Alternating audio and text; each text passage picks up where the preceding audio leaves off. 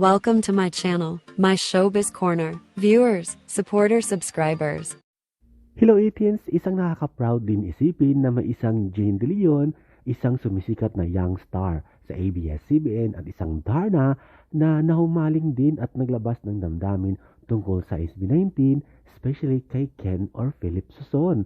Talaga namang gustong-gusto niya at inamin niyang in love siya sa SB19, lalo na kay Philip Suzon. Kaya naman sa interview niya ay talagang masaya siya na naibahagi ito. Unang-una talagang nakuha yung attention ko, si Ken. Ewan ko, para siyang si Taecyeong ng BTS for me. Pero lahat naman si Stell is funny, si Justin, si Pablo, lahat sila. I love them.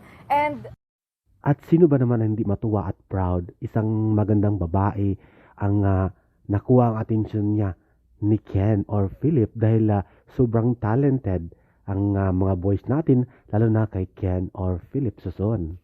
Dahil marami nang nakakaalam na in love si Jane De Leon kay Ken o sa SB19, sa panahon nung nag-parade si Jane ay may lumapit sa kanyang fan at nagpakita ng picture at binigay sa kanya at sobrang tuwa at na-shock itong si Jane De Leon habang nakatingin sa picture na galing sa fan.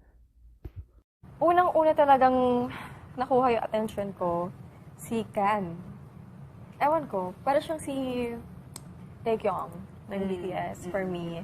Pero lahat naman si Stell is funny, si Justin, si Pablo, lahat sila. I love them.